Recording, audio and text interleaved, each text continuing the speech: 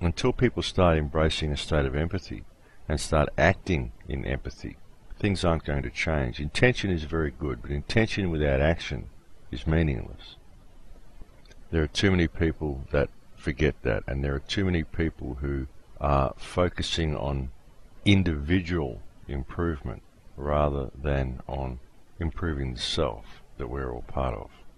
Remember that by ignoring problems, by ignoring criminal activity that's being carried out around you, by ignoring the plight of others, you are giving these problems your silent approval. You are approving of this polarized activity to be carried out in your world by the lack of attention that you're paying to this activity. Those who silently allow a problem to be perpetuated are truly as guilty as those who are actually creating the problem. And that's something that a lot of people have a very hard time dealing with. It's something that a lot of people have a very hard time facing about themselves. And it is the big problem that exists within the New Age movement. This creates a kind of unconsciousness among these people. They are too intent on focusing on their individual self and improving their own self, but they ignore the plight of those around them. And this is why the world is in the state that it's in, because of this type of attitude. That may be rather uncomfortable for some people to face, but that's just the way it is.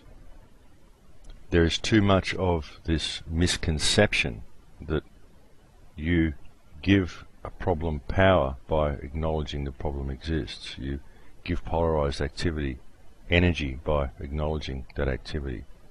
That's not true. You might give it energy by fighting against it. And this is why non-compliance is so important. When you see a problem, you don't fight against it. You stop complying with it, folks. It's what I was saying earlier about the man beating up the child. I'll protect the child. I won't comply with the violence. I won't passively allow that type of activity to occur. But I don't wish to fight the perpetrator. I don't hate the perpetrator. I don't judge the perpetrator. But that doesn't mean that I'm going to allow him to continue to perpetrate the act that he's doing. But if I don't speak out about it, then I'm agreeing with it. I'm allowing it to occur. I'm agreeing that that's okay in my world. It's okay for people to do that to other people. But I don't think it's okay, so I can't sit idly by and let it happen. But I think that the person who's doing it is only doing it because of their perception of what reality is. And that perception is based on the society that raised them. It's based on the life that they've had. It's based on their understanding of what reality is. And the understanding that most people have of reality is simply not their fault. People might say, well, look, the information's out there for anybody who wants to go and research it. And that's very true, but a lot of people simply don't have time to go and research these things because they are kept in this never-ending situation where they're on the treadmill. They've got to run. They've got to make money to pay the bills. They've got all of this stuff going on in this life in the fast lane type of reality that people tend to be in the modern world, which is completely contrived and completely unnecessary. If people would step back from these type of perceptions of reality and simply stop and look at things from the outside for a little while, I'm sure they would find that reality is not anything like what they perceived it to be when they were in there on the treadmill and running the little rat race that society keeps us involved in. It's people's stress over money and people's dependence upon money and the perpetual state of shortage that people are kept in that prevents people from ever being able to do this, from ever being able to step back and truly look at things and truly start to see the world in a different light. So you can't blame these people, folks. You can't blame the people you see doing these bad things. You've got to understand what it is that has brought them to that point. And let's face it, folks, the human consciousness has been so repressed. It's had so much creativity and so much personal freedom taken from it that a lot of people are simply ready to explode. People turn to alcohol, people turn to drugs, people turn to violence, they turn to whatever they can to try to find some solace and try to find some reason for their existence, because they are kept in this false reality, this false paradigm where they have this life that is absolute stress right from the word go. As soon as you start going to school, you start attracting stress into your life. Your life becomes stressful as soon as you enter the education system, and it stays stressful until you die. This is the world that has been created for us due to this monetary system. So it's very important that we deal with the monetary system.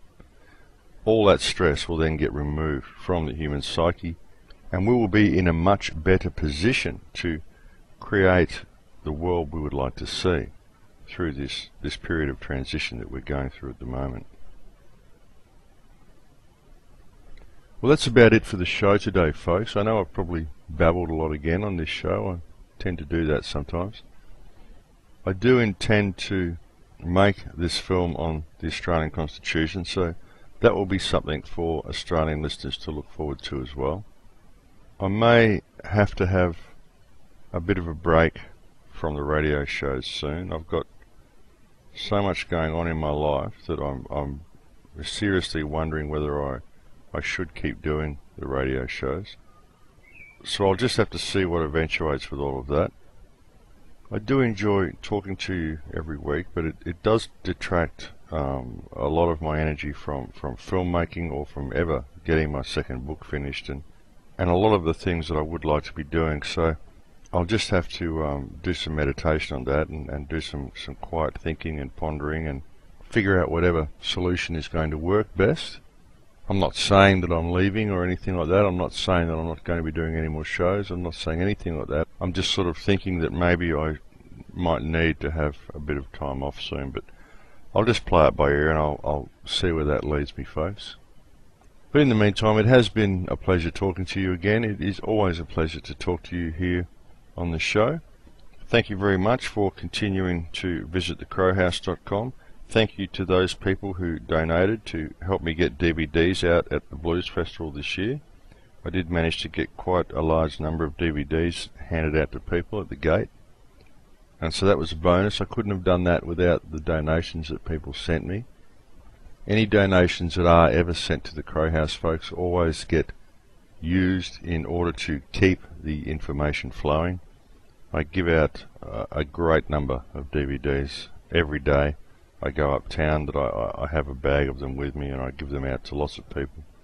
And all of the money that I do get donated, I do very much recycle back into spreading the information and spreading the word to others.